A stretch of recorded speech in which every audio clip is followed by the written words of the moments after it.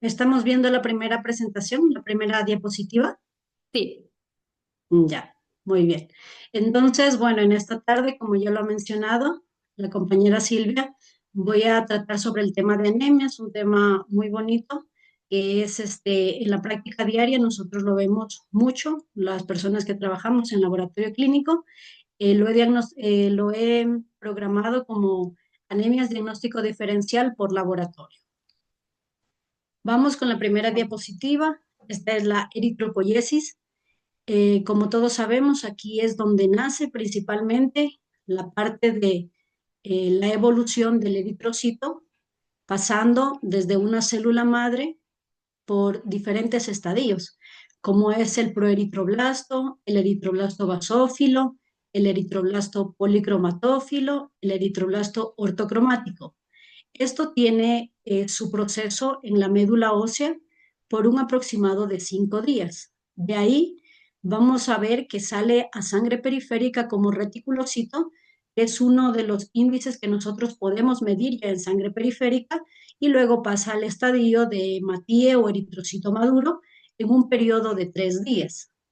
¿Qué pasa? Para esto tiene que existir ciertas sustancias, como es ciertas sustancias o elementos, como es la eritropoyetina como un regulador endógeno, misma que se secreta en los glomérulos renales y la que permite que se dé todo este proceso de la eritropoyesis.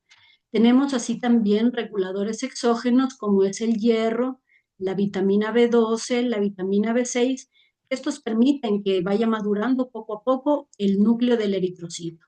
Y como los folatos, ¿qué va pasando en todo este estadio de la eritropoyesis? Que a medida que va madurando, lo que vamos a tener es una célula mucho más pequeña, va a perder la basofilia y vamos a tener la expulsión del núcleo, obteniendo así un hematíe o eritrocito maduro.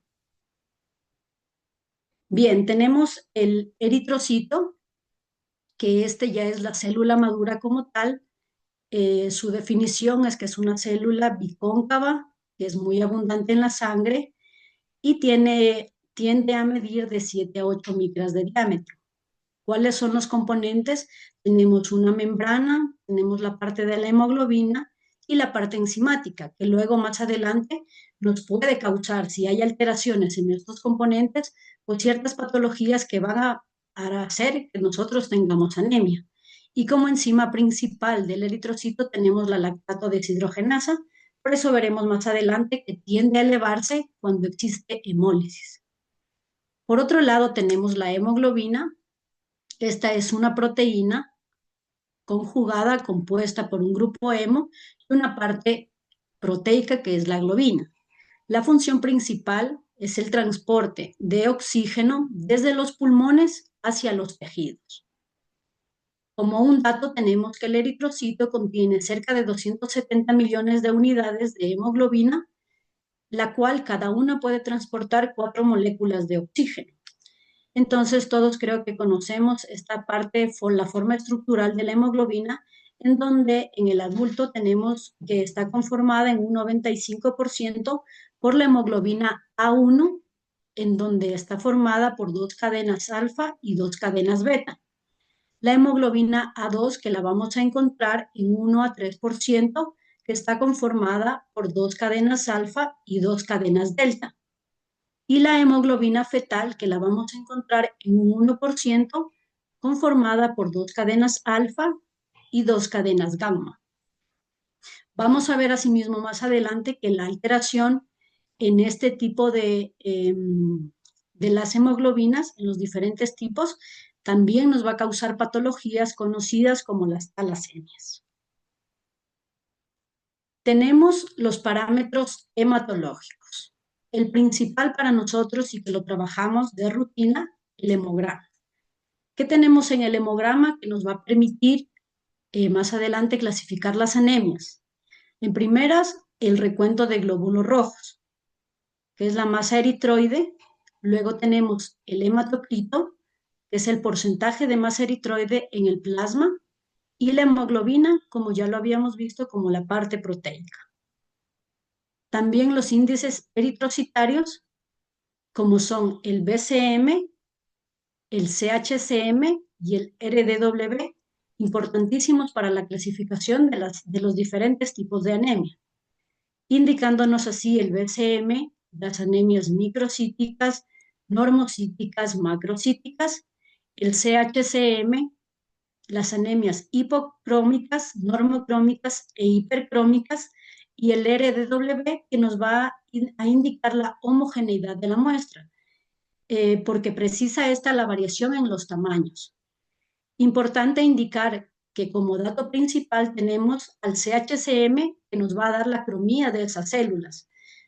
Mucho tiempo, o lo que nos han indicado en la universidad, es que nosotros tenemos que trabajar con el HCM, y eso es erróneo, porque el HCM, que es la hemoglobina corpuscular media, nos indica la cantidad de hemoglobina total en la cantidad de eritrocitos que nosotros tenemos, mientras que el CHCM es la cantidad de hemoglobina en el eritrocito, en la unidad.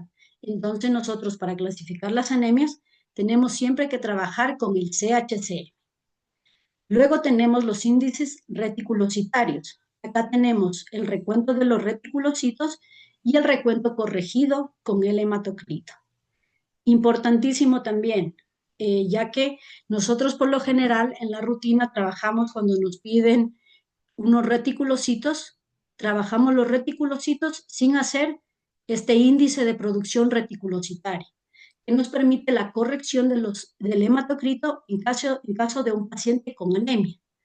Para explicar un poquito más esto, nos vamos a regresar unas diapositivas atrás. ¿Por qué nosotros tenemos que corregir los reticulocitos? Porque en caso de un paciente, por ejemplo, que tenemos hematocrito y hemoglobina normal, la maduración en sangre de médula ósea, sangre periférica, pues va a estar dada de una forma continua, mientras que en un paciente anémico, la médula ósea lo que necesita es compensar esa anemia, por lo tanto, va a enviar muchos más reticulocitos a sangre periférica con una evolución más corta.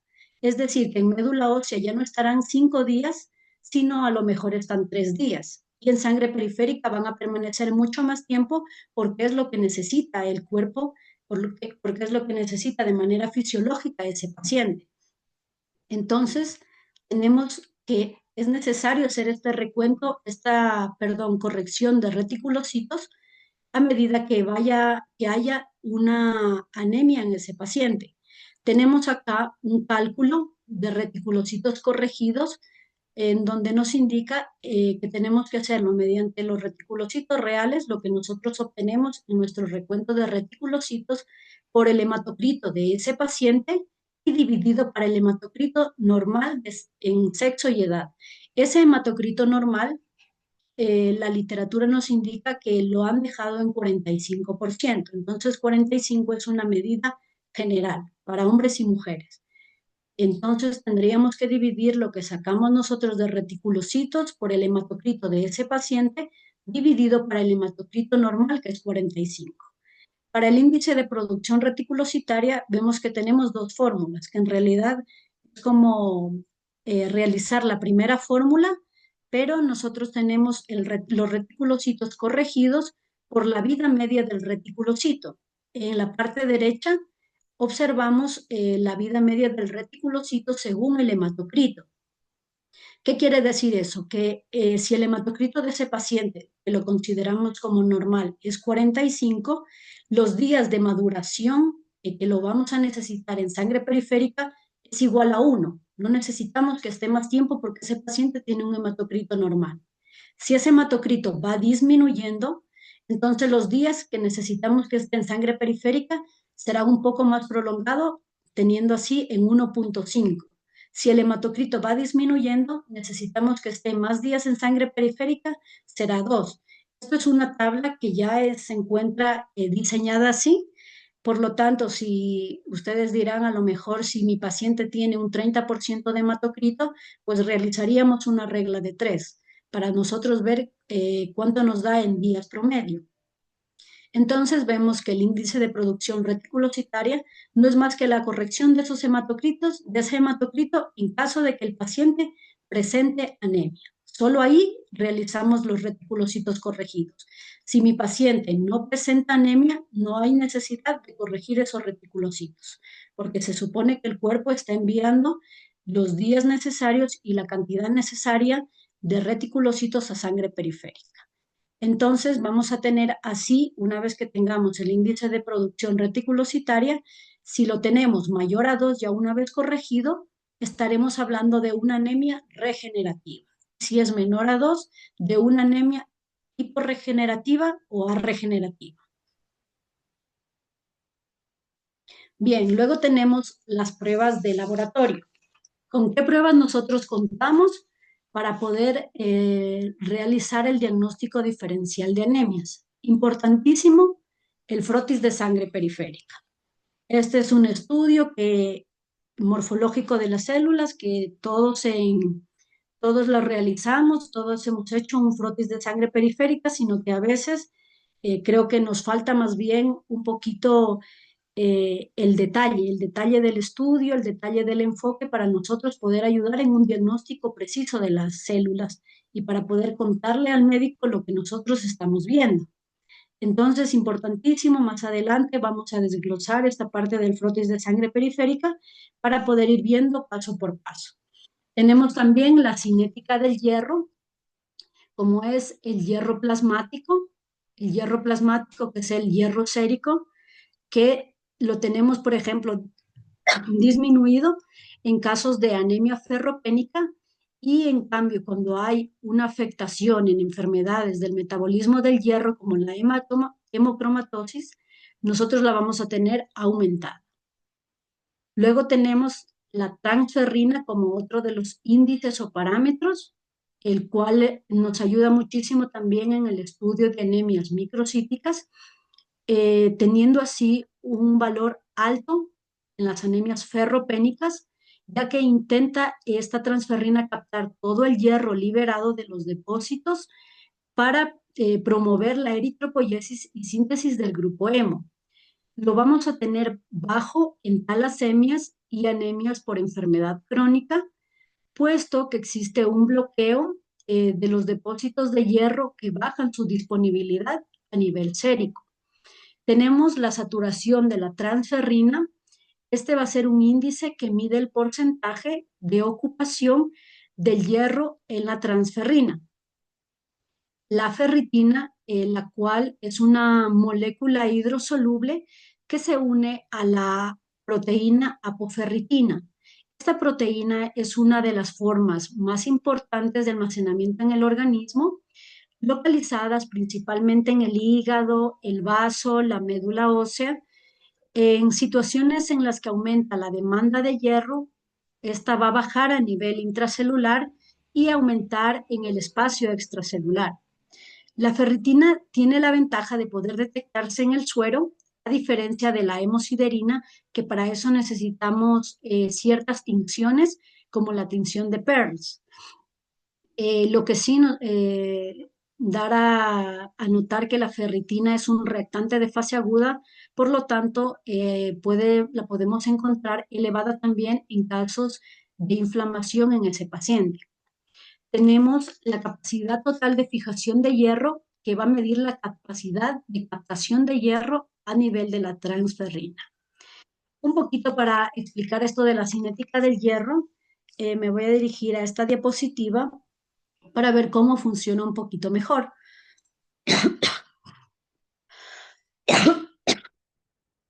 Tenemos que el hierro que es ingerido de forma oral necesita un medio ácido para poder entrar en el enterocito. Una vez que entra en el enterocito, tenemos a la molécula de MT1, la cual va a permitir el traspaso por el enterocito y que posteriormente salga a nivel sérico mediante la ferroportina. Una vez que se encuentra el hierro a nivel plasmático, este va a ser transportado por la transferrina. Esta molécula de transporte la va a direccionar al hierro a los órganos diana. ¿Cuáles son los órganos diana? La médula ósea, que va a permitir la eritropoyesis, y la ferritina, que va a ser almacenada en el hígado. ¿Cuál es el director de orquesta de este proceso? La hepcidina. la cual va a permitir, la cual es una hormona que se va a segregar en el hígado y la cual la función de ella es bloquear a la ferroportina. Cuando ésta se encuentra elevada a la hepcidina, la ferroportina se va a bloquear, va a disminuir la absorción del hierro y por lo tanto el hierro va a estar bajo a nivel sérico. En cambio, si la hepcidina está disminuida, va a hacer que la ferroportina tenga una mejor absorción y pueda pasar más cantidad de hierro hacia los niveles de plasmáticos. Luego tenemos las pruebas complementarias para nosotros poder hacer diagnóstico diferencial, como es el CUMS o la antiglobulina, también trabajada en el laboratorio, la cual es un reactivo que nos permite detectar anticuerpos, como son en el CUMS indirecto, anticuerpos pegados en la membrana del eritrocito que va a hacer que posteriormente se hemolice este eritrocito. O el CUMS indirecto, que mide los anticuerpos que pueden estar dispersos en el plasma y que posteriormente se puede pegar a los eritrocitos y lisarlos. Tenemos también la fragilidad osmótica, que mide la resistencia osmótica eritrocitaria cuando se somete la muestra de sangre a soluciones de cloruro de sodio en orden decreciente de concentración. En un ambiente cada vez más hiposmolar, el glóbulo rojo lo que va a hacer es introducir agua en el citoplasma, lo cual va a aumentar el tamaño proporcionalmente. ¿Y cómo mide entonces esta prueba? Se mide ya que en condiciones normales el eritrocito puede llegar a aumentar el volumen en un 70% de su valor normal, sin que esto produzca hemólisis. Entonces la técnica va a medir la concentración a la cual se lisa el 50% de los eritrocitos para detectar posibles alteraciones en la membrana del hematímero. La concentración, en cambio, de la aptoglobina, como ya la había mencionado, es una proteína de síntesis hepática encargada de transportar la hemoglobina liberada tras la hemólisis al hígado para que ésta proceda a su degradación. Cuando el resultado de esta aptoglobina está por debajo de lo normal, indica una posible anemia hemolítica. En estados inflamatorios, sus niveles van a aumentar, por lo tanto, la aptoglobina también es un reactante de fase aguda. Y tenemos la electroforesis de hemoglobina. ¿Qué pasa con la electroforesis? Que esta es una técnica basada en la carga eléctrica de la hemoglobina, que se define por las cargas que tiene el aminoácido que forman la parte proteica, que es la globina. Cada cadena de globina entonces tiene una carga específica, por lo que al realizar la electroforesis migrará a diferentes velocidades hacia el ánodo, eh, para posteriormente su lectura. Y tenemos también como otra de las pruebas complementarias la hemoglobina reticulocitaria, que es la cantidad de hemoglobina contenida en los reticulocitos. Y esta nos va a servir como un marcador temprano y sensible para evaluar la incorporación de hierro en la producción de glóbulos rojos, siendo útil en el diagnóstico de anemia ferropénica y en la monitorización de tratamientos como la terapia con eritropoyetina y suplementos del hierro. Importante mencionar que esta hemoglobina reticulocitaria no se la realiza de manera rutinaria en los laboratorios, pero es muy importante ya que, así como menciona, nos permite una detección precoz de la deficiencia del hierro en la eritropoyesis. Entonces, es una prueba mucho más sensible que cualquier otra que nosotros revisar reticulocitos, por ejemplo, teniendo esa hemoglobina reticulocitaria.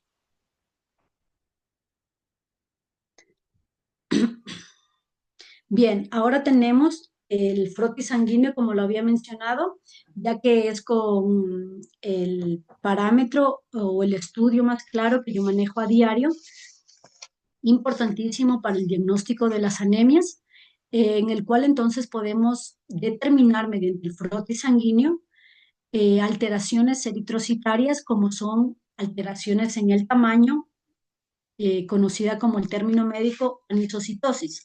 En la anisocitosis, entonces, lo que vamos a tener son tres opciones: normocitos, microcitos y macrocitos.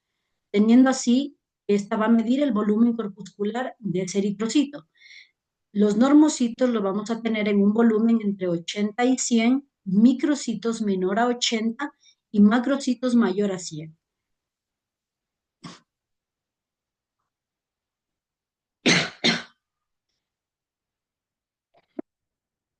Tenemos las alteraciones en la forma o como se la conoce como poiquilocitosis. Yo creo que la mayoría hemos visto estas distintas formas en el frotis de sangre periférica, pero a veces o no las reportamos o porque no las conocemos o no las reportamos porque tenemos duda de si las reportan o no.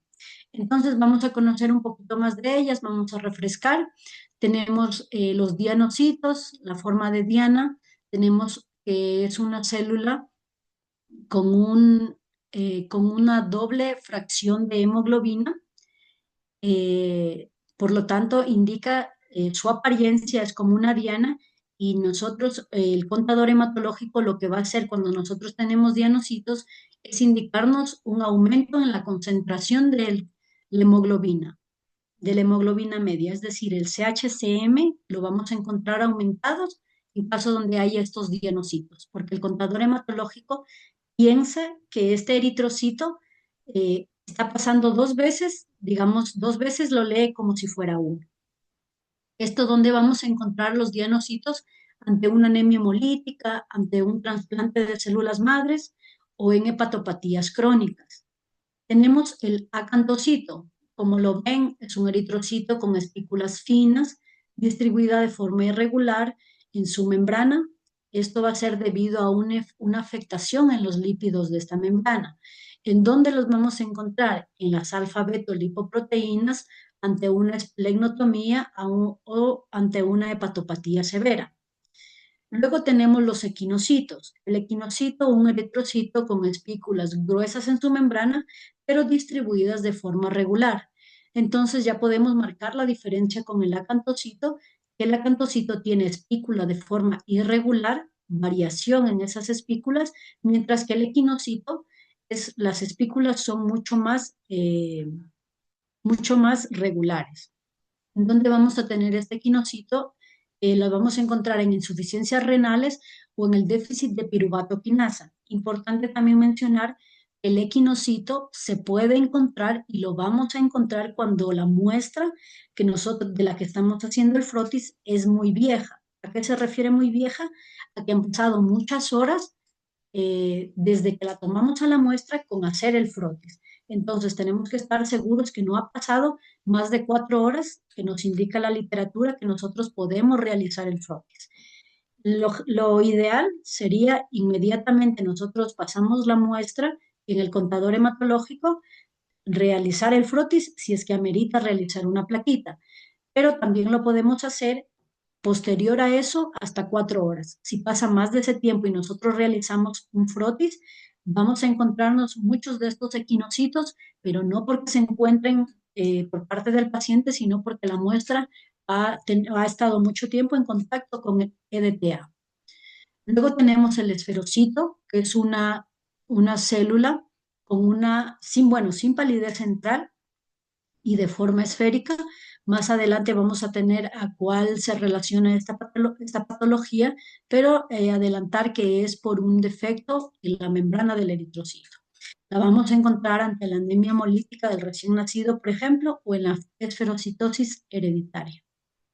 Tenemos el eritrocito, que es una forma alargada del eritrocito, en donde va a estar en cambio está inmersa una malformación en su citoesqueleto. La vamos a encontrar en la eritrocitosis congénita o hereditaria, en anemias ferropénicas también es muy común encontrarnos eritrocitos o ante una anemia hemolítica. Los dacriocitos o eritrocitos en forma de lágrima, estas de aquí las vamos a encontrar en cambio en la mielofibrosis primaria, en los síndromes mielodisplásicos o, por ejemplo, en la anemia megaloblástica también. Los estomatocitos, que son eritrocitos en forma de boca, como lo sabemos conocer comúnmente, la cual tiene una depresión en la zona central. Esta la vamos a encontrar en la estomatocitosis hereditaria o en hepatopatías por alcohol. Los esquistocitos, en cambio, son fragmentos del eritrocito, las cuales se generan por una lisis que se ha producido mediante falla mecánica extravascular o intravascular, obteniendo así estos fragmentos del eritrocito. ¿En qué patologías las vamos a tener? En anemias hemolíticas, en púrpuras trombocitopénicas o en anemias por déficit de vitamina B12. Y los drepanocitos o células en forma de hoz son alargadas y esto se debe a una polimerización ante una hemoglobina inestable conocida como hemoglobina S. Las vamos a tener ¿dónde? La más común en la anemia falciforme. Bien, ahora tenemos las alteraciones en el color y las inclusiones eritrocitarias. Tenemos así la hipocromía, que va a ser una disminución del color en esos hematíes, lo más notorio en las anemias ferropénicas. La hipercromía, ese término a veces no lo suelen utilizar mucho, pero es válido cuando nosotros realizamos el reporte en sangre periférica. Y esta hipercromía la vamos a tener cuando los eritrocitos están mucho más llenos de hemoglobina y su volumen corpuscular además crece. Como inclusiones eritrocitarias, vamos a tener los cuerpos de Pappenheimer, que son gránulos de hemosiderina, y son característicos en el estudio hematológico de anemias sideroblásticas, hemolíticas, aplásicas y en situaciones de exceso de hierro almacenado. Tenemos los cuerpos de Heinz, que son inclusiones localizadas en el margen de la pared del eritrocito, que aparecen en caso de anemia por déficit de la glucosa 6-fosfato deshidrogenasa. Tenemos los cuerpos de Howell-Joly, que son inclusiones de tipo puntiforme, de tamaño medio y que están formados por restos de núcleo de eritroblasto que no han sido degradados y eliminados de forma correcta. Cuando los encontramos en pacientes de esplenotomía o anemia megaloblástica. Tenemos el punteado basófilo, el cual es un material ribosómico dentro del citoplasma debido a un exceso de ácido ribonucleico. Aparecen en muestras de pacientes por intoxicación por plomo o en ciertos casos de talasemia. Y los anillos de Cabot, que son inclusiones en forma de anillo que indican que el proceso de la eritropoyesis está alterado, ya que son restos de microtúbulos que formaban el uso mitótico o resto de la membrana nuclear del eritroblasto. Y los vamos a encontrar en hemoglobinopatías como la talasemia.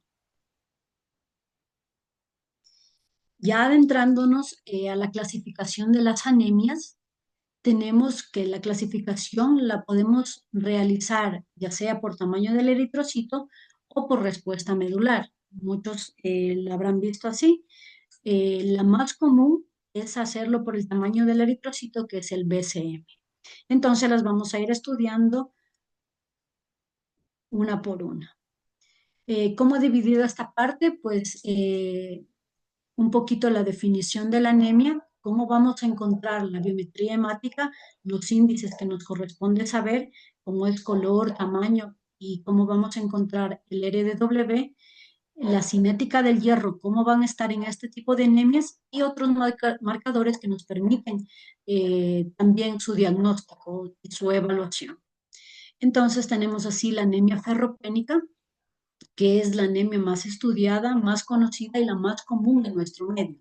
Esto se debe a que las necesidades de hierro son bajas en el organismo y que la disponibilidad de este elemento en el organismo no se encuentra o está demasiado bajo como para que la podamos detectar.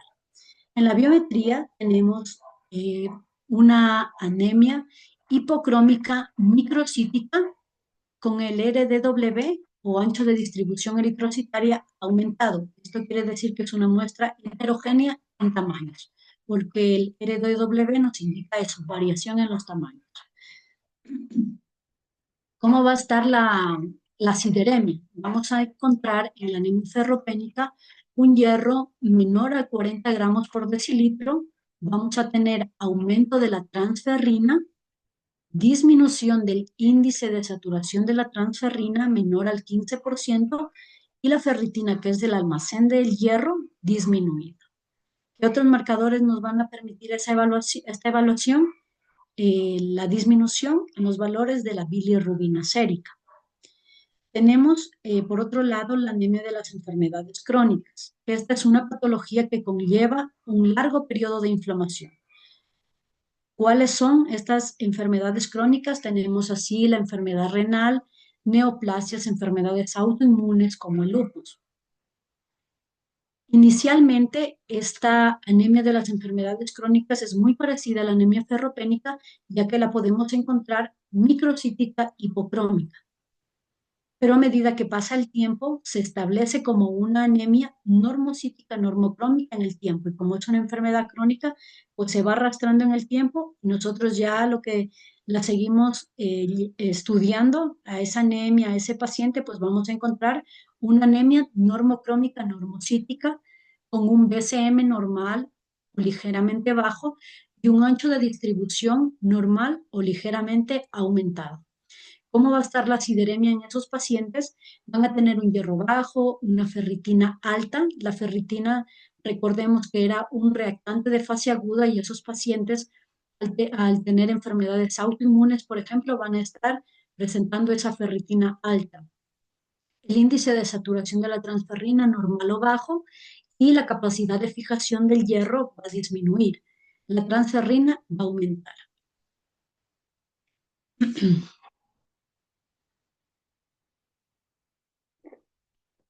Esto es importante también que he querido traer, que es el estudio de una anemia ferropénica en tratamiento.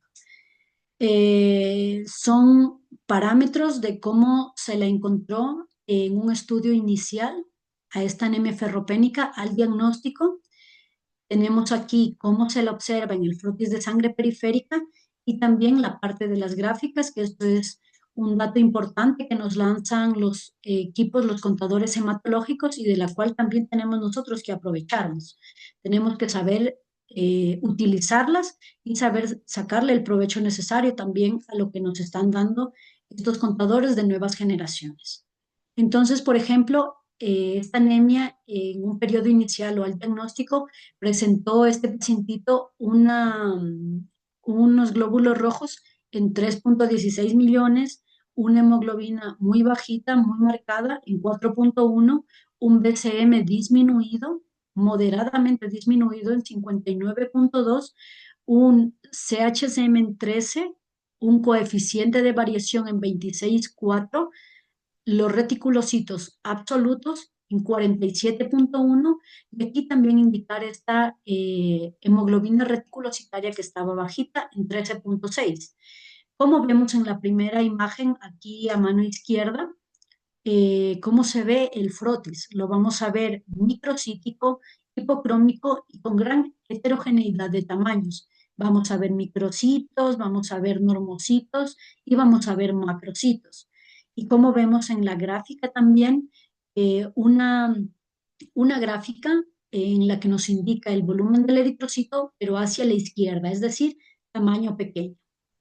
Luego de 7 días ya ese pacientito en tratamiento, tenemos un aumento en sus glóbulos rojos, aumento en cada uno de los parámetros que va siendo significativo, como vamos viendo ese frotis, una presencia mayor de lo que se conoce como macrocitos. Vemos también ahí en la gráfica un pico bimodal, el cual nos indica que tenemos tanto microcitos, normocitos y macrocitos que se puede ir metiendo en esta gráfica con pico bimodal. Para al día 15 tenemos igualmente un aumento significativo en cada uno de sus parámetros. Algo que nos llama la atención es observar cómo el coeficiente de variación no nos da un valor, no nos emite valor. Y esto es porque la variación es tal entre los diferentes tamaños que por lo general los equipos hematológicos no nos dan valor, pero eso es completamente normal. Vamos viendo ya en el frotis de sangre periférica hacia la tercera imagen, una imagen mucho más, eh, digámoslo así, normocrómica, porque ya se van estabilizando esa cromía en cada uno de los eritrocitos. El pico bimodal que todavía se forma va creciendo más, pero indicándonos que ya presenta una mayor cantidad de normocrómicos, de eritrocitos normocrómicos. Y hacia el día 29-30, que sería a un mes del tratamiento, pues casi que tenemos establecida esa hemoglobina en esa pacientita, porque estamos en 11.2. Tenemos un BCM de 77, es de 80 a 100, ya tenemos de 77, tenemos el CHCM, tenemos el coeficiente de variación en 24, tenemos unos reticulocitos en cuenta absoluta de 40.000, una hemoglobina reticulocitaria de 23. Y vemos al frotis de sangre periférica una muestra mucho más homogénea. Diríamos ya que esos eritrocitos son más normocrómicos ya, comparado con la primera imagen donde tenemos unos eritrocitos hipocrómicos en su totalidad. Y vemos la gráfica, cómo va variando y cómo va cambiando, que empieza a ser una gráfica más tendiente a presentar eritrocitos con un volumen dentro de los rangos referenciales. Entonces aquí podemos observar cómo se va dando tanto a nivel de valores, a nivel del frotis de sangre periférica y las gráficas, cómo nos van indicando la evolución de un paciente con anemia cuando está en tratamiento.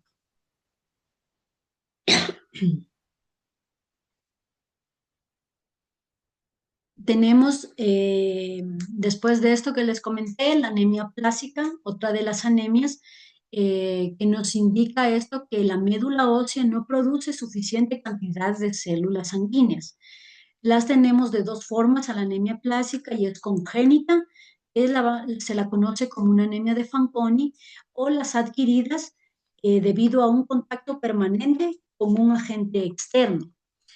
Estos agentes externos pueden ser fármacos que generalmente destacan estos tratamientos, que es la quimioterapia, como los responsables principales en este tipo de anemias aplásicas.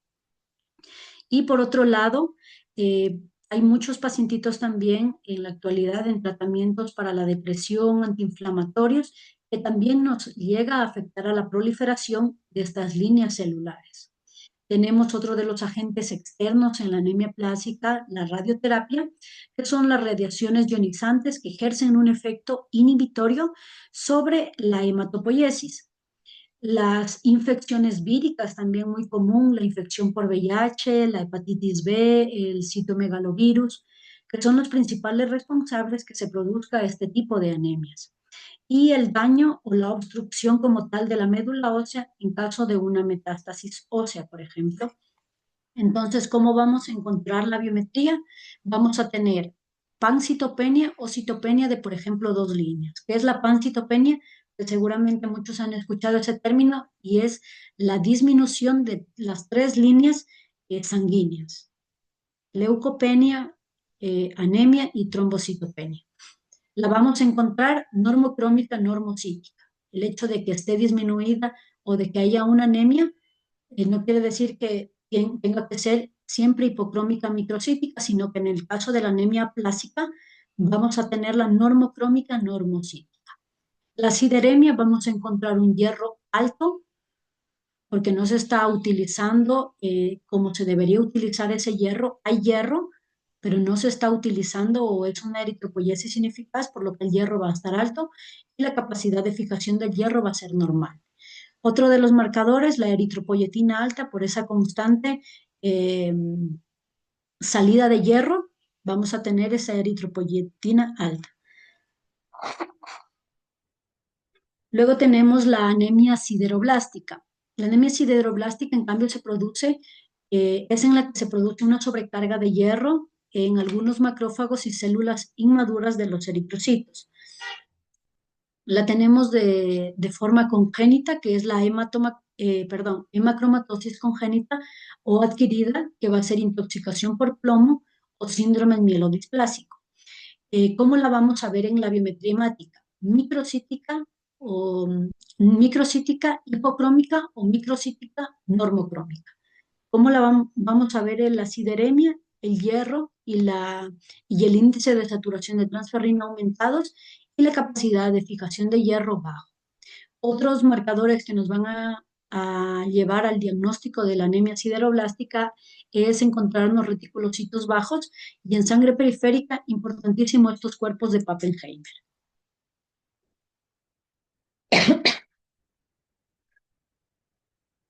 Tenemos la anemia megaloblástica, por otro lado, que se produce por déficit de folatos y cianocobalamina necesarios para la síntesis y maduración nuclear. En estas, las anomalías de la síntesis de ADN se va a traducir en una eritropoyesis ineficaz o el acortamiento de la vida de estos hematíes que se destruyen en la propia médula antes de su maduración completa. La eritropoyesis ineficaz es la responsable de la alteración morfológica en la mayoría de la serie roja y también en la síntesis del ADN va a provocar la hemólisis periférica. La anemia megaloblástica, nosotros en la clínica la podemos encontrar en el laboratorio de rutina, digamos, cuando nosotros hacemos un frotis de sangre periférica, vamos a tener una triada que por lo general nosotros, ¿cómo vamos a ver ese frotis de sangre periférica? Es con presencia de neutrófilos multilobulados o hipersegmentados, presencia de macroovalocitos y los cuerpos de Howell-Joly. Cuando nos encontremos esto en sangre periférica, reportar, importantísimo reportar para que el médico tenga así un diagnóstico y vaya juntando la parte clínica del paciente, ya que esta anemia megaloblástica eh, va también con trastornos neurológicos. ¿Cómo vamos a encontrarla en la biometría hemática? Vamos a encontrar un BCM aumentado por estos macroovalocitos. Tenemos eritrocitos bajos disminuidos, leucopenia y trombocitopenia en algunos casos. ¿Por qué se da esta leucopenia y trombocitopenia?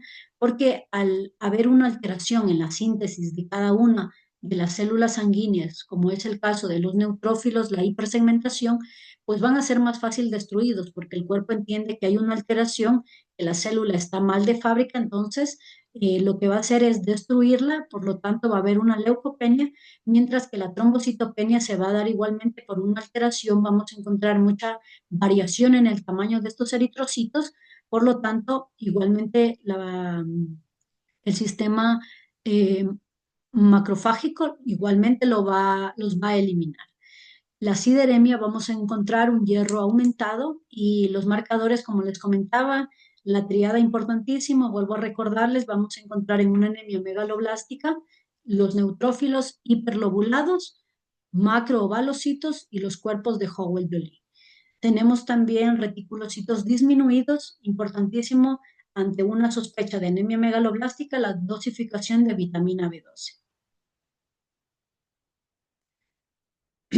Tenemos ahora las anemias por hemoglobinopatía. Ya pasamos un poco el tema de las anemias carenciales, no teníamos hierro en caso de la anemia ferropénica, había problemas con el hierro en caso de la anemia plásica, problemas con el origen de estas, como era la médula ósea, daño a la médula ósea. Entonces pasamos este tema de las anemias aplásicas, de las anemias carenciales y venimos a las anemias por hemoglobinopatía. Aquí, en cambio, en las hemoglobinopatías tenemos de dos tipos, por anomalías estructurales y por anomalías cuantitativas. En el caso de las anomalías estructurales tenemos tres tipos: la anemia falciforme, la más común, en la que hemos visto, no sé si han tenido la suerte de ver este tipo de células en forma de hoz. En esta anemia falciforme, lo que vamos a ver es que se sustituye la glutamina por la valina, dos de los aminoácidos importantísimos. Va a haber una sustitución, vamos a tener una disminución de la síntesis de la hemoglobina A, que es la que mayor prevalece en la hemoglobina del adulto, y va a haber un predominio de la hemoglobina S. Este tipo de anemia es característico de la raza negra. Yo en lo que estuve estudiando en Colombia, por ejemplo, allá como sí hay parte afrodescendiente, entonces sí tuve la suerte de poder observar este tipo de células en forma de os. Tenemos los laboratorios, vamos a encontrar eritrocitos bajos, reticulocitos elevados, alfrotis de sangre periférica, los drepanocitos o células en forma de os, y la electroforesis, ya que este tipo de hemoglobinopatías los vamos a descartar por electroforesis, vamos a tener un incremento de la hemoglobina fetal y una disminución en la hemoglobina A, que es la más común en pacientes normales. Luego tenemos la hemoglobinopatía C. Esta va en cambio a darse una sustitución del aminoácido glutamina por una lisina en las cadenas beta. Otra vez tenemos que este es característico de la raza negra. Los laboratorios vamos a encontrar en la biometría un BCM con un HCM disminuidos, el CHCM alto, esta hemoglobinopatía S. Vamos a encontrar eritrocitos que están llenos, digamos, es parecido como un llenocito. Entonces, como les comentaba, el CHCM lo vamos a encontrar alto, ya que el contador hematológico va a pensar que estoy pasando una de las células dos veces. Tenemos arfrotis de sangre periférica, la hemoglobinopatía C, dianocitos. Y las hemoglobinas inestables, en cambio, que es la sustitución del aminoácido, que va a producir cambios de unión en las cadenas alfa y beta. Tenemos que se deben propiamente a una mutación en esta sustitución de un aminoácido por otro, lo que va a originar cambios a nivel de la solubilidad de la molécula de hemoglobina, favoreciendo su precipitación, así como la formación de cuerpos de inclusión eritrocitaria, como son los cuerpos de Heinz. En los laboratorios vamos a encontrar un BCM alto, un HCM y CHCM bajos. Al frotis vamos a encontrar eritrocitos hipocrómicos, los cuerpos de Heinz que los podemos ver y el punteado basófilo. Los cuerpos de Heinz, importante mencionar que son mucho más notorios y los vamos a ver con mucha más claridad en tinciones supravitales como es el azul de Crecilo, que es el mismo con el que realizamos los reticulocitos. Luego tenemos las hemoglobinopatías por anemias, por anomalías, perdón, cuantitativas. Acá tenemos las tres más conocidas, beta talasemia, alfa talasemia y la hemoglobinopatía H, igualmente a descartarse por electroforesis de hemoglobina. Tenemos la beta talasemia, que es una afectación parcial o total del gen que codifica para las cadenas beta. Este se va a compensar con hemoglobina A2 y hemoglobina fetal. Existen dos variantes, una heterogénea y homocigota.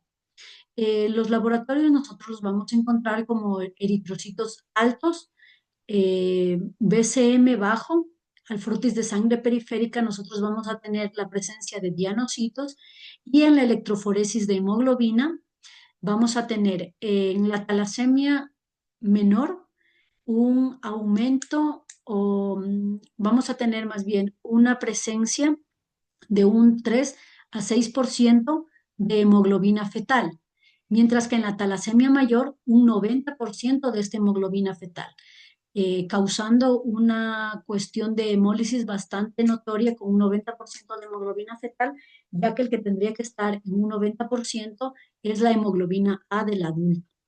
Tenemos la alfa-talasemia, que es una afectación parcial de las cadenas alfa. Esta más se la conoce como un rasgo talasémico, ya que es asintomática. Y el único índice que nos vamos a encontrar en laboratorio es un BCM bajo. Entonces, si el paciente es asintomático, nosotros lo podemos caracterizar como un rasgo talasémico hasta alfa-talasemia porque no presenta mayor connotación ni vamos a tener hemólisis grave, ya que es una afectación parcial de la síntesis de estas cadenas alfa. Luego tenemos la hemoglobinopatía H,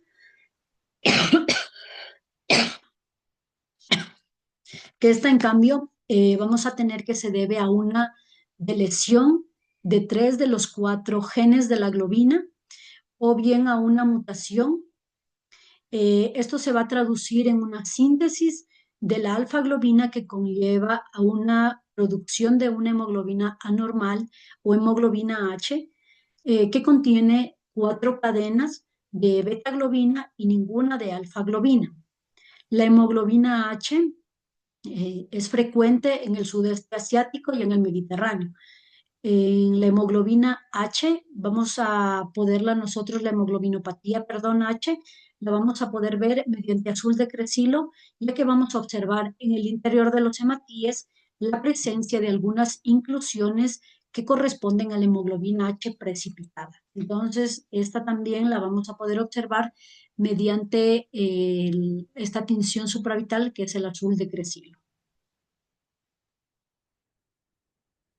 Ahora pasamos a las anemias hemolíticas. Estudiamos entonces las anemias carenciales, revisamos la parte de las anemias donde tenemos alterada la proteína de la hemoglobina, ya sea de manera de la alteración estructural o la alteración cuantitativa, y ahora vamos en cambio a las anemias hemolíticas.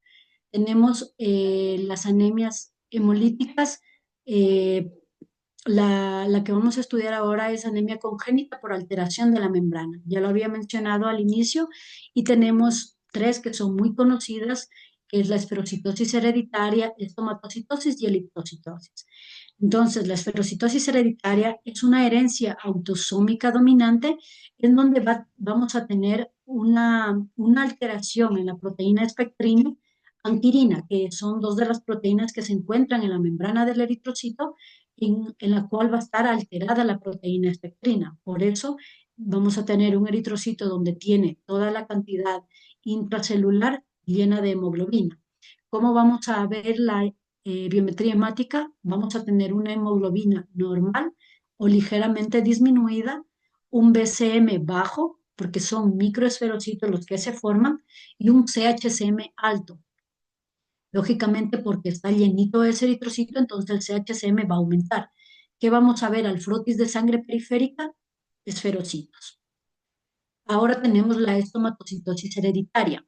La estomatocitosis, en cambio, es una alteración en la permeabilidad del eritrocito, en donde la entrada y salida del sodio y potasio va a causar esta alteración, dándonos así de dos clases, la hidrocitosis hereditaria y la serocitosis hereditaria.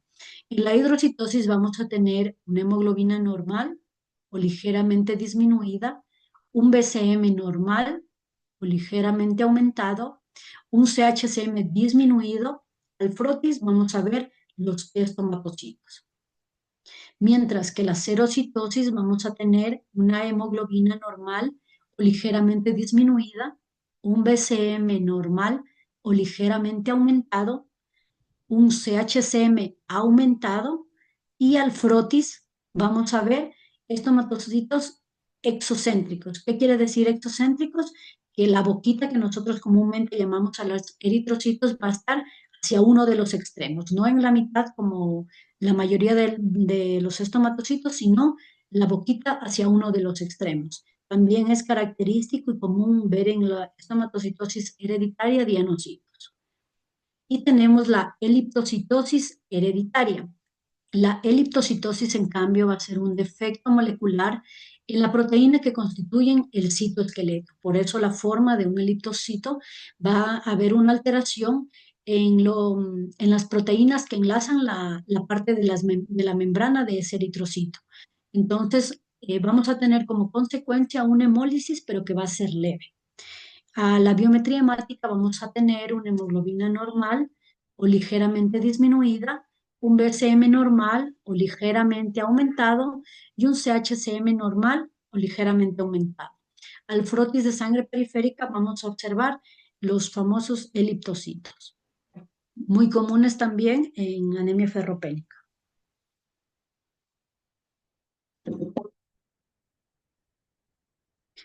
Bien, ahora tenemos las anemias congénitas por enzimopatías. Vamos a nombrar dos que son las más comunes, que tenemos la que es por déficit de piruvato quinasa y la que es por déficit de glucosa 6-fosfato deshidrogenasa. Por déficit de piruvato quinasa tenemos que esta piruvato quinasa es una enzima esencial para el metabolismo de la glucosa por vía glucolítica, la que permite obtener energía al eritrocito. En este caso, hay una deficiencia de una enzima esencial para una de las vías de glucólisis que realiza el eritrocito, más no la determinamos como carencial porque no le falta hierro, no la determinamos como hemoglobinopatía, sino que esto es como algo externo, pero que igualmente incluye al eritrocito. Y tenemos el déficit de glucosa 6-fosfato deshidrogenasa, que esta por lo tanto es una herencia, esta es de herencia ligada al cromosoma X, comúnmente en la raza africana y mediterránea, y es una enzima fundamental para el mecanismo óxido reductor del eritrocito.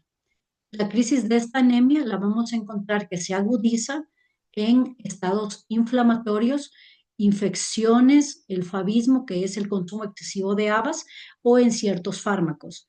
A los laboratorios nosotros vamos a encontrar esquistocitos, cuerpos de Heinz, y es muy común también que tuvimos un caso en Medilab, eh, que son las células como mordidas, es como que queda un eritrocito en forma de un pan cachito, por así decirlo, que es como una célula mordida. Entonces es muy común cuando encuentren este tipo de células mordidas, esquistocitos, que son los fragmentos del eritrocito y los cuerpos de Heinz, sospechar o pensar también en una posible anemia por déficit de la glucosa 6-fosfato deshidrogenasa.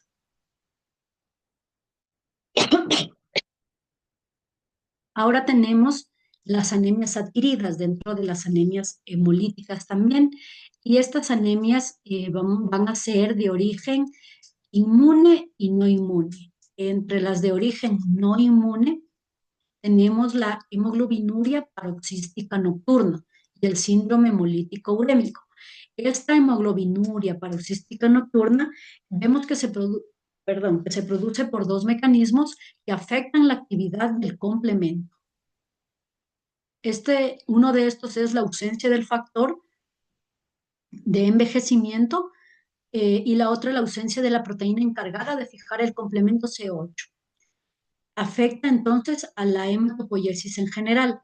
Los laboratorios o cómo vamos a observar esta hemoglobinuria paroxística nocturna que nos va a guiar es encontrar la anemia, una hemoglobina baja, sobre todo ante una crisis, el hierro bajo, eh, hemoglobina en orina y al frotes de sangre periférico, esferocitos. Una de las características de esta hemoglobinuria paroxística nocturna, el por qué lleva este nombre, es porque las crisis por las que pasa el paciente por lo generalmente es en la noche. Entonces, de ahí viene su nombre y el aumento de la cantidad de hemoglobina en orina es precisamente ante estas crisis que son en las noches, teniendo así una hemoglobina más oscura, una orina mucho más oscura debido al proceso hemolítico. Tenemos el síndrome hemolítico urémico, que es una patología común en edad infantil y juvenil, y esto se da a consecuencia de infecciones víricas o bacterianas y se caracteriza por una coagulación intravascular en la microcirculación renal. Tenemos una triada característica en este síndrome hemolítico urémico, que es la anemia hemolítica microangiopática, es decir, vamos a ver pequeña cantidad, bueno, o algunos trombos más bien a nivel de los vasos sanguíneos, va causando así una hemólisis. Al chocarse los eritrocitos con estos trombos, vamos a tener insuficiencia renal aguda y trombocitopenia. Entonces, si tiene estas características el paciente, pues, y la edad va para tener más o menos una relación entre infanto juvenil, estaremos hablando más o menos de un síndrome hemolítico urémico con estas características. ¿Cómo vamos a ver al laboratorio? Y es una biometría con una trombocitopenia, ya que es una de sus características de la triada, y al frotis de sangre periférica veremos una microesferocitos, perdón, y esquistocitos. Y tenemos las anemias adquiridas de origen inmune. Las anteriores eran de origen no inmune y estas de origen inmune. ¿Y cuáles son de origen inmune? Y es por la presencia de anticuerpos fríos y anticuerpos calientes. ¿Y esto quién nos ayuda a detectar? es al estudiar la inmunoglobulinas, ya sea G para los anticuerpos calientes, ya que estos, su reacción o su acción va a ser a 37 grados de que es temperatura fisiológica, predominando así una hemólisis extravascular y en la cual nosotros en los laboratorios vamos a ver esferocitos, esquistocitos y un CUMS positivo. Mientras tanto, la anemia hemolítica autoinmune por anticuerpos fríos, en cambio, va a ser producida por anticuerpos, por inmunoglobulinas de tipo M. Estas inmunoglobulinas vamos a tener que se pegan a menores temperaturas, de 0 a 20 grados, y va a ser común en pacientes con infecciones víricas. Importante destacar que la biometría va a ser difícil de procesar, ya que por lo general nosotros aquí en el medio procesamos las biometrías más o menos en esa temperatura de 25 grados. Entonces, si es una temperatura menor a la fisiológica que tenemos, esa biometría nos va a ser mucho más difícil su procesamiento. ¿Y cómo vamos a hacer esa corrección? Es calentando la muestra. La calentamos a 37 grados durante 1 hora e inmediatamente procedemos a pasarla en el contador hematológico para que nos pueda así salir valores reales, porque si nosotras la pasamos con esas hemaglutinaciones como vemos en la imagen, vamos a tener valores irreales, ya que nos va a dar, por ejemplo, un BCM altísimo mayor a 100, va a estar en 150, entonces son valores irreales. Pero si nosotros calentamos la muestra a 37 grados y la procesamos inmediatamente, vamos a obtener valores reales. En los laboratorios vamos a tener un CUMS positivo y al frotis de sangre periférica vamos a encontrar esas aglutinaciones en los hematíes. Importante destacar que estas aglutinaciones tenemos que realizar bien la diferenciación con lo que es el fenómeno de Rouleau. El fenómeno de Rouleau son pilas de monedas, pero en la cual nosotros distinguimos muy bien los eritrocitos, es decir, vemos su contorno. En cambio, cuando tenemos una aglutinación de los hematíes, vamos a ver como una mancha en el campo óptico, como estamos viendo en la imagen. Entonces, una cosa y diferenciar bien lo que es el fenómeno de Rouleau y otra muy diferente, lo que es la hemaglutinación. Y los laboratorios generales para la detección de la anemia hemolítica, esto es muy común para todos, por eso lo he puesto como una diapositiva aparte, pero es común para todas las anemias hemolíticas que vamos a tener en la biometría, que son normocíticas, porque aquí no nos falta hierro. El volumen va a ser alto, el BCM va a ser alto, al frotis de sangre periférica vamos a ver policromasia. ¿Qué es la policromasia? La policromasia son los mismos reticulocitos, pero vistos en tinción de Wright. Si nosotros hiciéramos una tinción de azul de crecilo, vamos a ver los reticulocitos como tal, el recuento de reticulocitos. Pero si nosotros vemos en una tinción de Wright, vamos a ver unos eritrocitos de mayor tamaño y con una coloración o un tono más azulado. Entonces a eso se denomina policromasia, que tenemos que reportarla también. Y tenemos los reticulocitos elevados. Entonces, ya realizados en azul de crecilo, los reticulocitos van a estar altos ante una anemia hemolítica. Estos parámetros que indico son solo para anemias hemolíticas. Vamos a ver el LDH elevado. ¿Por qué va a estar el LDH elevado? Por la hemólisis. Cuando ocurre la hemólisis de los eritrocitos, vamos a tener que la destrucción, como mencionaba en las diapositivas primeras, uno de sus componentes principales en el eritrocito es la lactato deshidrogenasa. Si existe esta hemólisis de los eritrocitos, la LDH va a aumentar. La hemoglobinuria, que es una consecuencia de esa destrucción, cantidades elevadas de hemoglobina en orina, el CUMS directo e indirecto positivo, como lo mencionábamos, por ejemplo, en la diapositiva anterior, ante las anemias hemolíticas por anticuerpos fríos o calientes con CUMS positivo, la fragilidad osmótica, que también se puede ver alterada en estos casos de anemias hemolíticas, y las bilirrubinas séricas aumentadas a base o en relación de la bilirrubina indirecta. Va a ser por esta hemólisis misma, causada por esta hemólisis.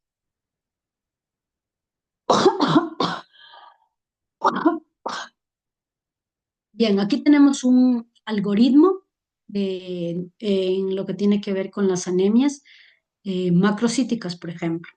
Entonces, en un primer estudio, si nosotros tenemos, ya determinamos que tenemos la hemoglobina disminuida, que es anemia, tenemos BCM aumentado, una anemia con un volumen alto, una anemia macrocítica, lo siguiente que nosotros tenemos que hacer es estudio de reticulocitos.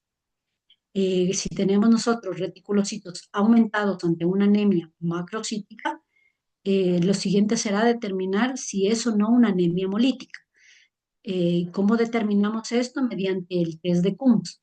Realizando un test de Coombs vemos si es positivo, podríamos estar ante una anemia hemolítica autoinmune. Si el test de Coombs es negativo, podríamos estar ante una anemia hemolítica no autoinmune. Menciono el podríamos estar porque siempre hay que correlacionar lo que vemos nosotros o lo que determinamos en laboratorio con la clínica del paciente. Entonces, es muy tentativo el que sea una anemia hemolítica autoinmune, pero tenemos que revisar con la clínica del paciente. Ahora, si tenemos reticulocitos disminuidos ante una anemia macrocítica, tenemos que hacer el estudio de vitamina B12, ácido fólico, para ver cómo estamos. Si tenemos vitamina B12 disminuido, tenemos que hacer el test de Schilling. Si el test de Schilling, al estudiarlo, nos sale anormal, tenemos un déficit del factor intrínseco, es decir, una mala absorción. Y esto dependiendo de esta disminución de la vitamina B12. En cambio, si el test de Schilling es normal, tenemos que hay un consumo de la vitamina B12, dándonos así una anemia megaloblástica por deficiencia de la vitamina B12, ya sea por el consumo de esta vitamina o por el déficit del factor intrínseco que nos lleva a una mala absorción de esta vitamina, no se está absorbiendo. Pero sí tenemos, por lo tanto, tenemos, perdón, la vitamina B12 en su dosificación disminuida. Luego tenemos el estudio del ácido fólico, perdón, la dosificación del ácido fólico, al estar disminuido, teniendo unos reticulocitos bajos, ácido fólico disminuido, entonces estaremos ante una anemia megaloblástica. ¿Por qué megaloblástica? Porque tenemos esta anemia macrocítica viendo, obviamente, o correlacionando con los estudios previos que tengamos también, tenemos una anemia megaloblástica por deficiencia del ácido fólico o de folatos. Ahora, si tenemos anemia macrocítica, reticulocitopenia, ácido fólico y vitamina B12 normal, tenemos que hacer un estudio de médula ósea, porque podemos estar ante una mielodisplasia, porque están en cantidades, la anemia, perdón, el ácido fólico y la vitamina B12 normal, pero tenemos reticulocitos bajos, entonces algo está pasando. Tenemos que ir a estudio de médula por una posible mielodisplasia. Y el algoritmo de la anemia microcítica, en cambio, tenemos el estudio de hierro, de ferritina aumentado, en caso de tenerlo, hierro y ferritina alto ante una anemia microcítica, vamos a realizar una electroforesis de hemoglobina, porque no estamos hablando de una anemia ferropénica, ya que tenemos hierro y ferritina aumentados. Entonces, electroforesis de hemoglobina. Viendo cómo sale, si sale normal y tenemos reticulocitos bajos, hay que estudiar si hay o no sideroblastos en anillos. Esto mediante una de las tinciones que es tinción de Pearls. Si es que tenemos sideroblastos en anillo en presencia de esta tinción, estamos hablando de una anemia sideroblástica.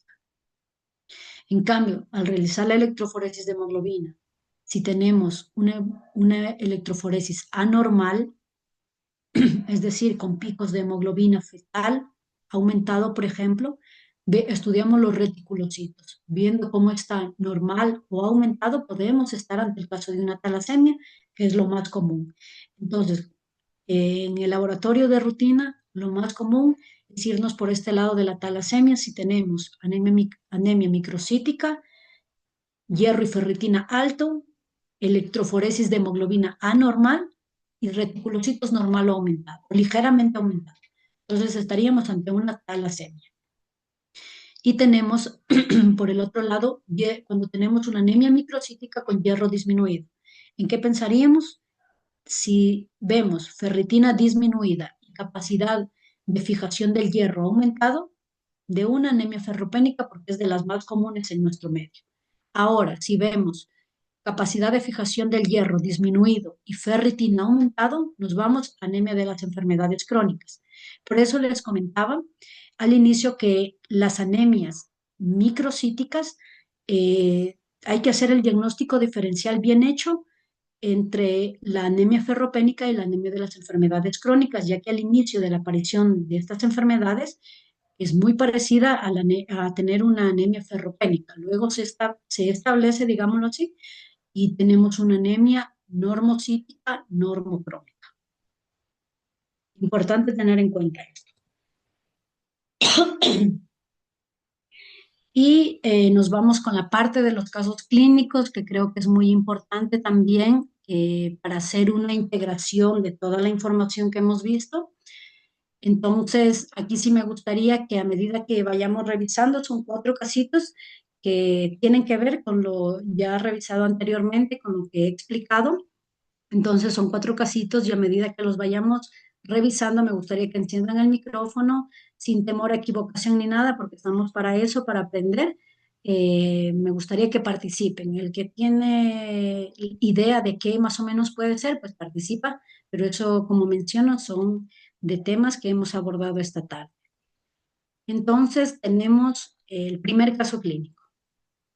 Tenemos paciente de sexo femenino, 18 años, que llega a consulta relatando historia de sangrado menstrual abundante, tiene 2 meses de astenia y disnea progresiva y la aparición paulatina de palidez mucocutánea. ¿Qué tenemos al frotis? Perdón, ante la biometría y el frotis. Tenemos una hemoglobina de 9.5 para una paciente femenino de 18 años, una hemoglobina de 9.5, una anemia moderada. Un BCM de 75 femtolitros, tenemos, si es normal, de 80 a 100, un BCM, una microcitosis leve, pero hay microcitosis. El CHCM, como les indicaba, este es el parámetro que nos hace referencia a si hay o no hipocromía, está en 29, es de 32 a 36 el valor normal, 29 ligeramente disminuido. El ancho de distribución, 17%, es decir, está aumentado, lo normal es hasta 15, entonces está aumentado, es decir, hay una heterogeneidad en esa muestra, los eritrocitos están saliéndome grandes, pequeños, normales, medianos, así. Leucocitos dentro del rango está en 6.000, normal. Plaquetas 450.000, que sería una leve trombocitosis, y el frotis que observamos, una poiquilocitosis moderada, una anisocitosis, es decir, la variación en esos tamaños moderado, y una hipocromía moderada. Teniendo estas características y la presentación del caso clínico, ¿cuál es la anemia probable? Ahí me gustaría que enciendan el micrófono a ver quién comenta.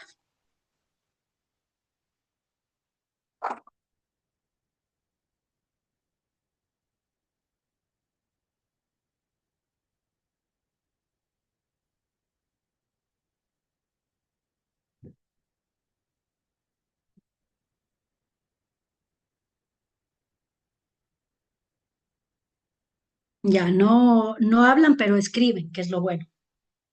Están atentos. Correcto, por acá. No me voy a demorar mucho en los casos clínicos igual, porque seguramente quieren ir a ver el fútbol, también chévere. Entonces, no me voy a demorar mucho, entonces lo vamos a ir haciendo. A medida que ya responda alguien de forma correcta, pues vamos a ir sacando la respuesta. Igual creo que es muy evidente que estamos ante una anemia ferropénica. Recordar la parte de la anemia ferropénica que tiene estas características de hemoglobina disminuida, BCM bajo, CHCM bajo, heterogeneidad de la muestra, leucocitos perdón, normal. Las plaquetas levemente las vamos a encontrar aumentadas. ¿Por qué? Porque es una reacción del cuerpo intentando suplir esa falta de hemoglobina que tiene ante esa anemia, pues él empieza a estimularse más con la parte de las plaquetas, ya que tienen el, hay en el eritroblasto, en el proeritroblasto, hay receptores tanto para la parte de la formación de los eritrocitos y de las plaquetas. Entonces, a la vez que intenta la médula estimular a los eritrocitos, estimula también a las plaquetas. Entonces, esto es muy característico en la anemia ferropénica, tener una leve trombocitosis, correcto. Entonces, estamos ante una anemia ferropénica, muy bien. Vamos con el segundo pasito. A ver. Mm, Tenemos paciente de sexo masculino, 20 años, se está realizando exámenes de control, presenta anemia previa. ¿Qué tenemos y qué nos lanza el hemograma? Tenemos una hemoglobina de 10,5 para ser un varón de 20 años, tenemos una anemia moderada, un BCM bajo, 52 femtolitros, hay microcitos moderados, un CHSM bajo, también moderado. Importante este ancho de distribución, RDW 12%, normal. No es como la ferropénica, alterado, aumentado. Este está normal. Entonces estamos ante una anemia microcítica hipocrómica con RDW normal. Leucocitos dentro del rango, plaquetas dentro del rango. Al frotis, ¿qué tenemos? Microcitos, porque ya nos está indicando el hemograma que hay un BCM bajo, y dianocitos. Ya. Entonces, ¿qué más tenemos? ¿De qué más nos vamos a apoyar? Tenemos bilirrubina 1,7, normal hasta 1 la total, ¿no? A expensa de la indirecta aumentada, hay hemólisis. La LDH, 297 unidades por litro, valores normales hasta 270, LDH aumentada, hemólisis, signo de hemólisis. La cinética del hierro, hierro sérico normal, ferritina sérica normal, transferrina normal, saturación de la transferrina normal. Entonces, si tenemos estos datos clínicos, estos datos de laboratorio con cinética del hierro normal, hemólisis, y aquí en la parte del hemograma un RDW normal, ¿cuál sería el estudio consiguiente probable? Ahí tenemos tres opciones que ustedes le harían a ese paciente después de tener el caso que tenemos. Como no quieren hablar, pues póngalo en el chat entonces, para irlos leyendo, qué más le harían a ese paciente con eso que tenemos acá, con estos datos de laboratorio.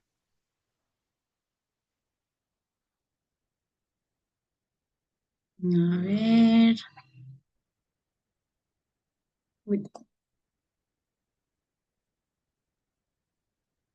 ya, a ver, ¿quién? Ya, bien, Dora. Talasemia,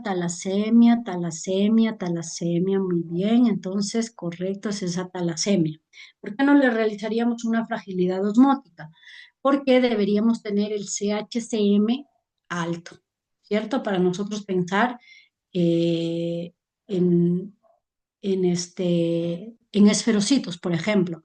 El RDW ante una esferocitosis puede estar normal porque puede ser como homogéneo, ¿no? Puede ser normal o bajo, en realidad, porque esa muestra va a ser homogénea o va a ser ligeramente disminuida. Me olvidaba recalcarles que el RDW bajo no tiene ninguna importancia clínica. Simplemente me indica que es homogéneo y que mis eritrocitos son pequeñitos, pero todos están de ese tamaño, así que no hay ningún problema.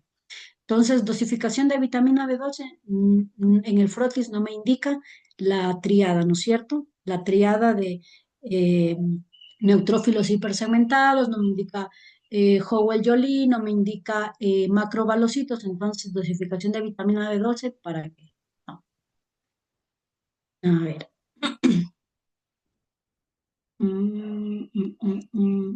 Ya. Tenemos el cuarto caso clínico.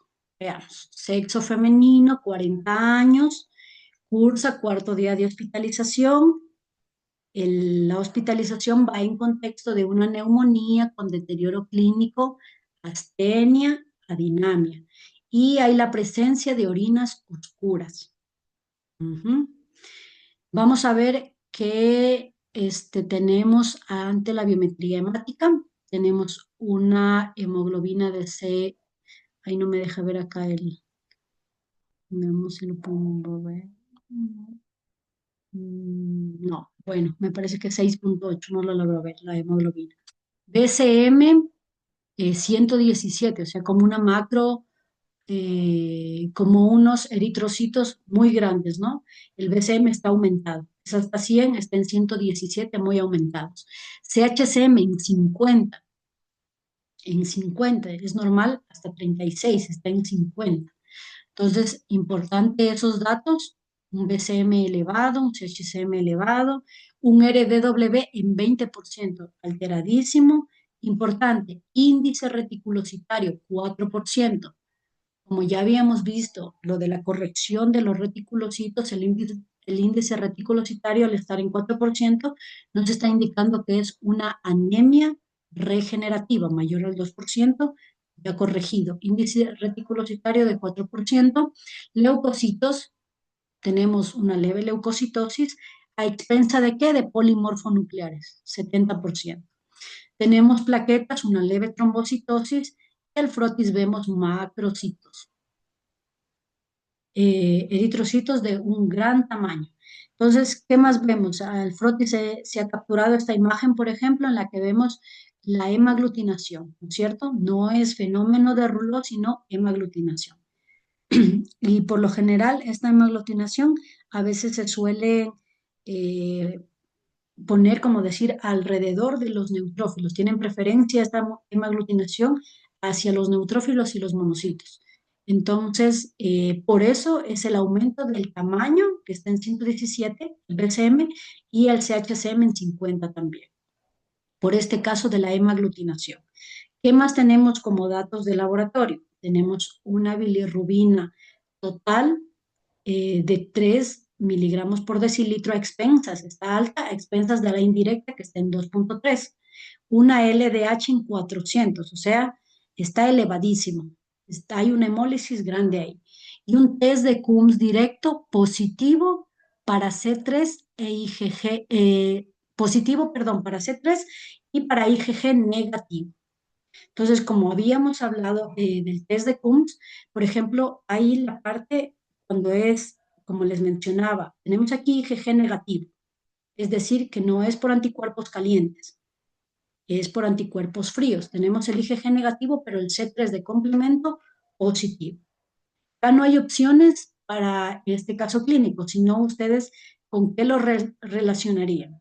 A lo mejor alguien, no es tan fácil este caso clínico, pero a lo mejor alguien sí si da con la respuesta o incluye más o menos, teniendo este contexto de neumonía que agente patógeno causa esta neumonía y esta hemaglutinación. Y tenemos otro dato de los anticuerpos fríos. No sé si alguien pone en el chat qué microorganismo puede estar causando esta hemaglutinación.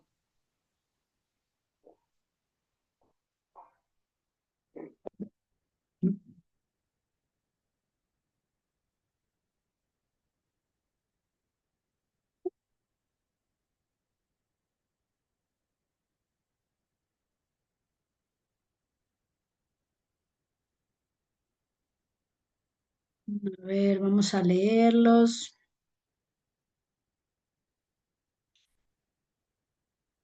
Dice electroforesis, ya, o sea, no es, digamos, realizarle una nueva prueba para ver qué otra cosa nos da, sino que en el contexto de lo que ya tenemos aquí, quisiera saber si alguien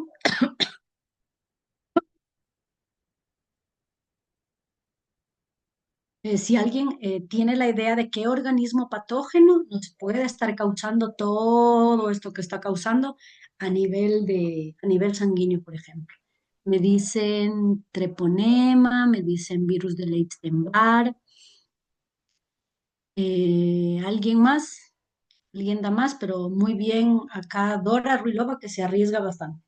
Ha contestado casi todas, dos bien, entonces Esta le ha fallado, pero bien que se arriesga. Otro me dice leptospira. Veamos unos dositos más, esperemos a ver si le atinan. Pero como les digo, es en el contexto de la neumonía, en el contexto de la hemaglutinación y en el contexto de los anticuerpos. Pues, tal vez si lo ponen en el internet, esa triada, a lo mejor y le sale que agente patógeno puede causar todo esta triada.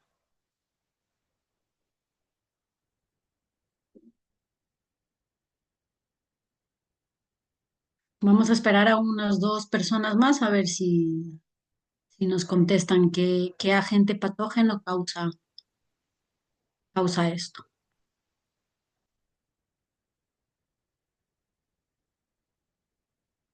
Dice anemia hemolítica, autoinmune por anticuerpos fríos.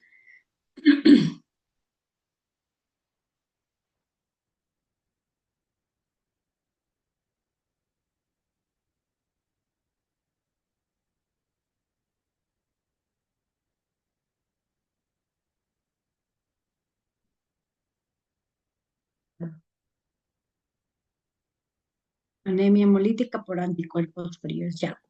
Entonces vamos a desvelar este casito clínico y es el diagnóstico probable infección por Mycoplasma pneumoniae ligado a enfermedad por aglutininas frías. Tenía por ahí relación, algunos pusieron anemia hemolítica por anticuerpos fríos, pero como tal, el agente patógeno es el Mycoplasma pneumoniae. Como esta persona tenía ya venía ya en su cuarto día de hospitalización por contexto de neumonía, entonces comentarles que el Mycoplasma pneumoniae es uno de los agentes principales causante de anemia hemolítica por anticuerpos fríos, por aglutininas frías, ¿sí?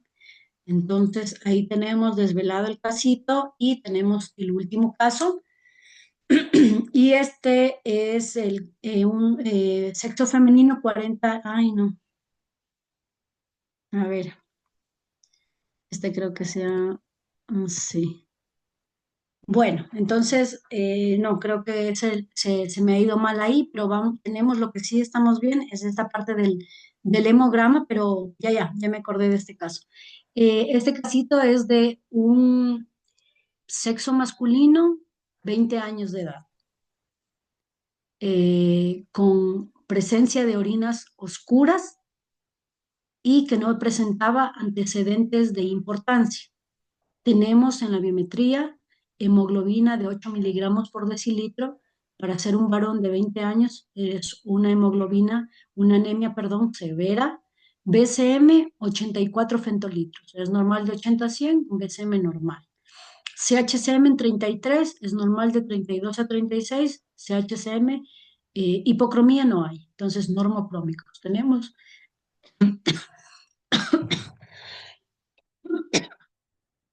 el RDW en 14 está dentro de los rangos referenciales, entonces estamos ante una anemia normocítica, normocrómica, con ancho de distribución normal. Un índice reticulocitario, es decir, reticulocitos corregidos en 6%, mayor a 2, anemia regenerativa. Entonces, una anemia regenerativa. Leucocitosis hay, sí, leve, perdón, moderada. 17.500 ya la conocemos como una leucocitosis moderada y plaquetas 50.000, trombocitopenia moderada. ¿Qué más tenemos acá? Tenemos una bilirrubina de 3 elevada a expensas de la bilirrubina indirecta. LDH aumentada 450, test de Coombs directo negativo. La creatinina 2 miligramos por decilitro. Entonces tenemos aumentada esa creatinina. Ese paciente está también padeciendo, ahí tiene una causa renal. Tenemos TTP, INR normales, es decir, la coagulación en ese paciente está normal. Eso de plaquetas, la trombocitopenia, este, esto recordar y bien que vino este caso aquí en este momento, ya que indicarles que si tengamos trombocitopenia, podemos tener tranquilamente los tiempos normales, no nunca hacer esa relación de porque tengo trombocitopenia, los tiempos ya van a estar alterados, disminuidos, elevados, no. Puedo tener 20.000, 10.000 plaquetas y los tiempos normales, porque mientras las plaquetas miden una vía, TP, TTP y los factores de la coagulación miden otra. Entonces es importante también tener en cuenta eso. El frotis de sangre periférica, importantísimo, que estamos viendo ahí. A ver, escribamos en el chat qué forma eritrocitaria vemos ahí, que es lo más llamativo. ¿Cómo se denominan esas formas eritrocitarias que vemos en el frotis?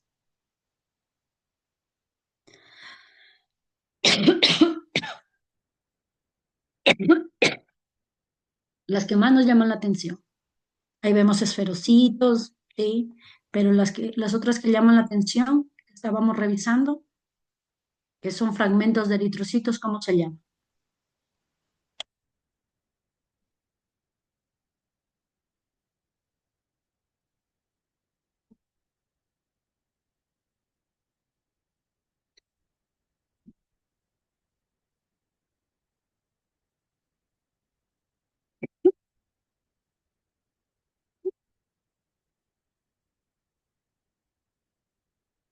Mm, muy bien, muy bien, muy bien,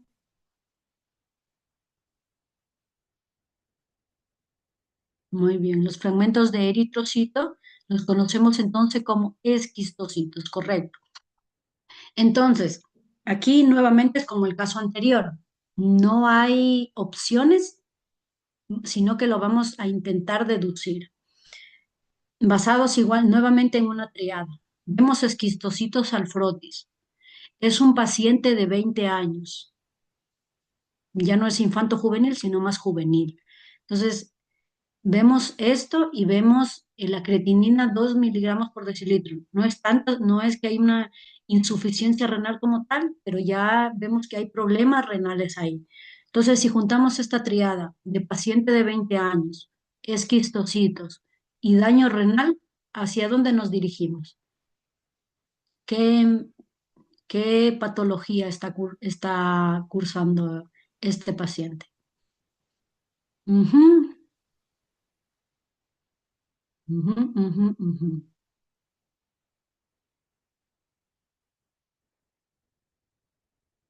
¿Alguien más?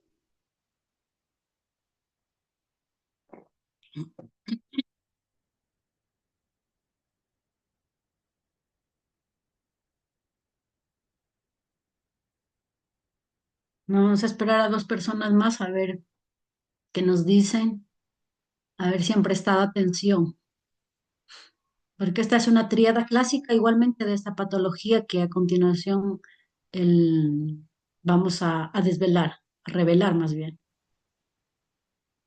Nuevamente la tríada es esquistocitos, paciente juvenil y con problema renal.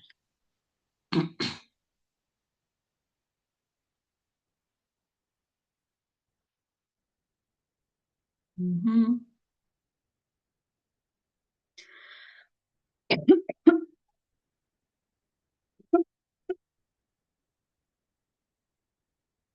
Sí, muy bien. Estamos ante un caso de diagnóstico probable síndrome hemolítico urémico, o conocido como SHU. Este SHU, por lo general, porque es común en pacientes infantojuveniles o juveniles, porque se deriva de ciertas toxinas que eliminan algunas bacterias. Y estas bacterias llegan al organismo, llegan al paciente por medio de alimentos mal procesados, consumo de cárnicos, de embutidos mal procesados, un mal aseo. Entonces, estas toxinas bacterianas llegan a ese paciente. Y en este caso del síndrome hemolítico urémico, pues es muy característico observar esta triada esquistocitos al frotis, se da en pacientes juveniles y presenta un daño renal. Esto y la trombocitopenia también que es relevante en estos casos. Eso, colegas. Eso les he contado acerca de las